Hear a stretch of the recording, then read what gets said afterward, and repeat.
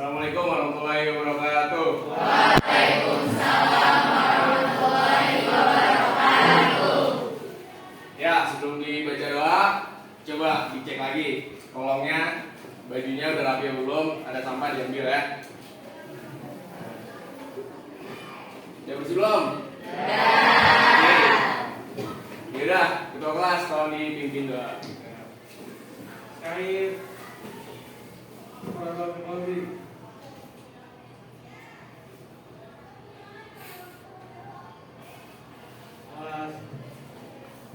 Ya, Bapak absen dulu ya. Absen. Adi Tama. Bener ya. Ahmad Gibran. Alifah Fauza. Alina. Amara. Atika. Baiti. Faradifa. Patria. Lewat siapa namanya? Hah? Oh iya betul, MC. Habis itu Fatia tadi ya? Habis itu Hari. Iva. Irna. Lufia. Lufena. Maulida. Nikdad. Muhammad Farhan. Muhammad Eri Rafli. Muhammad Nobal. Muhammad Rafif. Naila. Naura. Okalina. Raihan. Rifku. Rizky. Siti Amalia. Siapa? Itu Syafilka. Sakit. Uswatun. Feli. Vidya. Yusfa. Habis itu Desta. Zaskia. Oke. Berarti satu sakit satu izin ya. Oke, kalau kayak gitu. Kayak kemarin Bapak udah bilang kita masuk ke pembahasan hudud sekarang ya kan. Kita bahas zina. Sebelumnya Bapak pengen tahu, kalian udah pada ada yang tahu belum? Kan kemarin Bapak kasih tugas untuk baca-baca tentang bab zina ini. Sekarang Bapak mau tanya, siapa yang udah tahu tentang zina? Apa itu pengertiannya zina? Apa? Memasukkan alat kelamin laki-laki ke dalam alat kelamin perempuan dalam persetubuhan yang haram menurut zat perbuatannya, bukan karena subhat dan perempuan itu mendatangkan syahwat. Oke, sebelum kita masuk ke sini nih, Bapak mau tanya tentang yang materi sebelumnya tentang jinayah ya. Bapak mau tanya soal kafarot. Kalau kafarotnya orang yang berzina di bulan puasa apa? Iya betul, puasa 2 bulan berturut-turut ya. Oke, habis itu Bapak mau tanya kafarotnya seorang raja apabila melakukan perbuatan zina di bulan puasa. Kenapa puasa? Ya betul, karena paling memberatkan ya. Jadi biar si raja itu tidak melakukan hubungan seksual itu seenaknya gitu. Toh kalau misalnya dia mau bayar kan tinggal bayar aja, duitnya banyak. Mau bebasin budak tinggal bebasin budak ya kan. Berarti yang paling memberatkan adalah oke. Ya, hari ini kita akan masuk ke bab hudud, membahas tentang zina.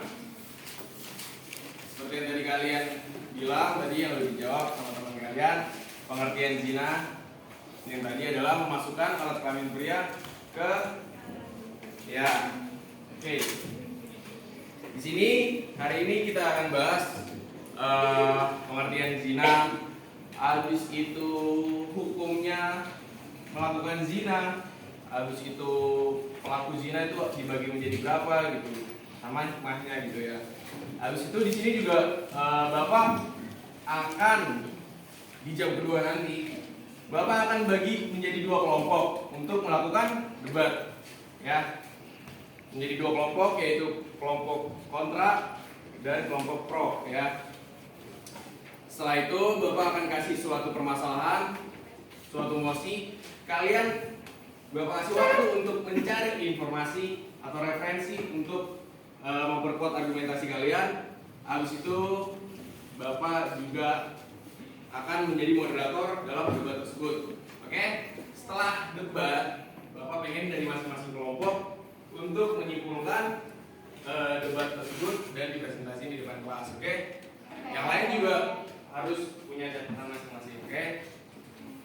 Ya. Oke, kalau gitu kita masuk ke pengertian dan lain-lain, ya. Lanjut.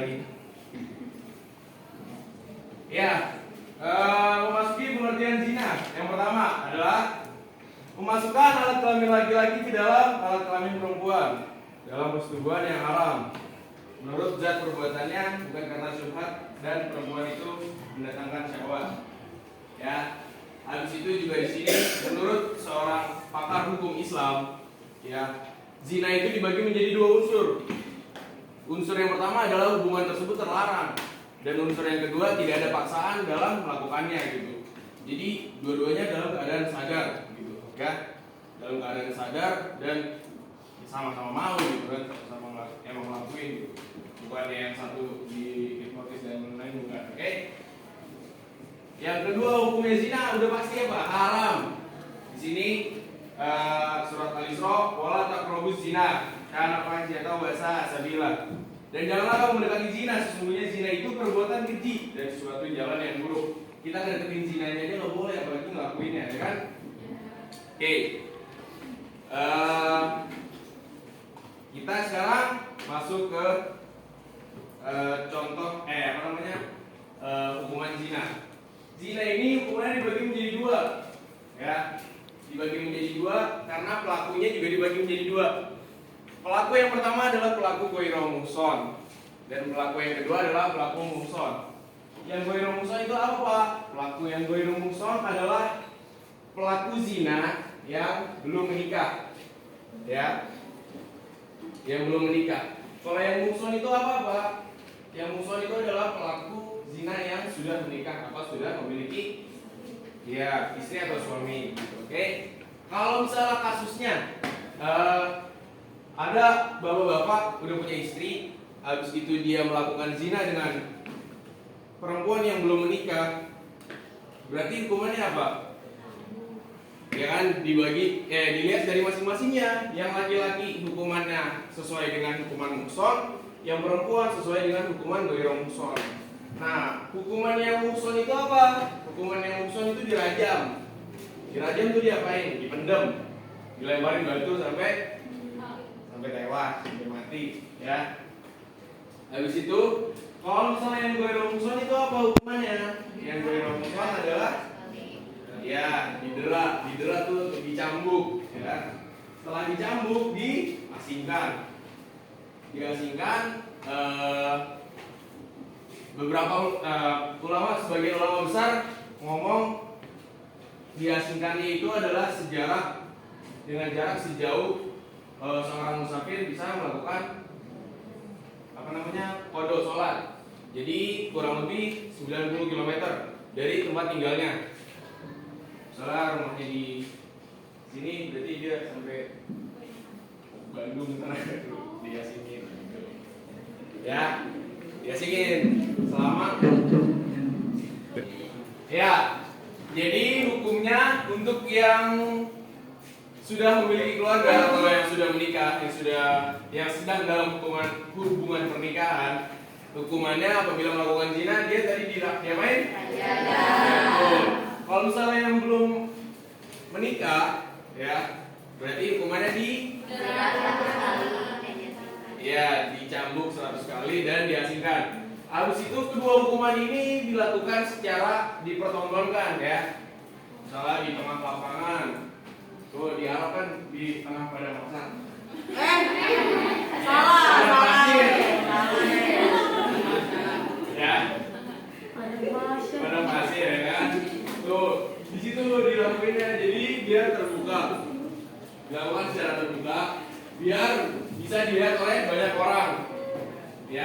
biar orang yang lain nih yang lewat, yang ngeliat itu bisa mengambil hikmahnya gitu. Kalau misalnya gue ngelakuin zina, gue kayak gini juga nih gitu. Ya, biar orang-orang yang ngeliat tuh kapok. Yang rajam tuh digituin. Sama juga ya zina, apa namanya ya, yang dibela, yang dicambuk juga sama, dia dilakuinnya secara terbuka gitu. Oke, sekarang kita masuk yang terakhir, hikmahnya. Apa sih hikmahnya dilarang zina ini? Ya kan? Apa sih hikmahnya? Ada hukuman ada hukuman cambuk, rajam dan lain-lain itu, ya kan? Hikmahnya yang pertama adalah memelihara dan menjaga keturunan dengan baik. Gitu. Jadi keturunannya itu jelas gitu. Kalau misalnya mau punya anak ya, anaknya itu jelas bokapnya siapa, nyokapnya siapa gitu kan, dengan hubungan pernikahan yang jelas juga gitu. Habis itu yang kedua, menjaga dari jatuhnya harga diri dan rusaknya kehormatan keluarga gitu.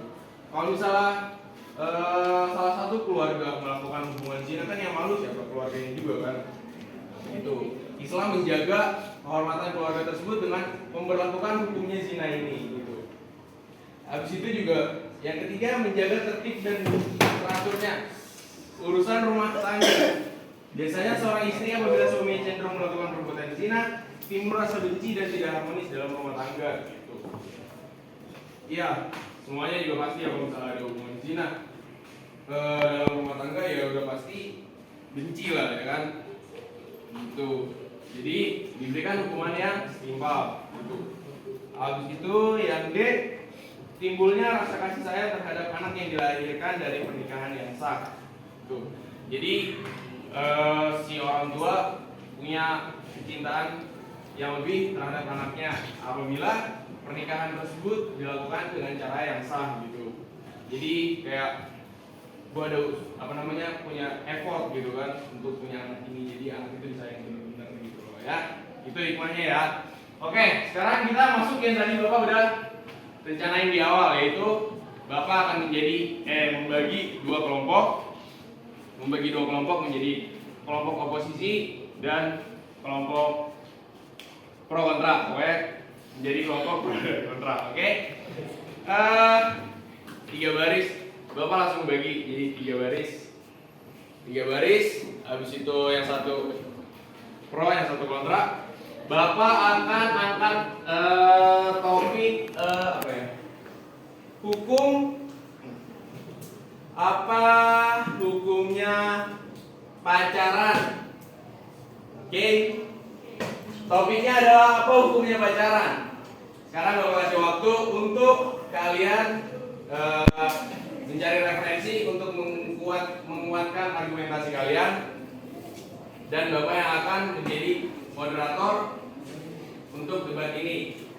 Yang lain sambil debat mencatat agar nanti bisa dipresentasikan di depan kelas. Oke, kalau gitu sekarang Bapak kasih waktu untuk mencari informasi. Boleh lewat handphone, boleh dari buku juga boleh. Oke, cari argumentasinya ya. Yang kiri pro, yang ini pro terhadap emosinya, berarti kamu pro terhadap pacaran itu dilarang. Habis itu yang ini kontra, berarti kalian kontra, tidak setuju tentang hukuman pacaran itu dilarang. Oke?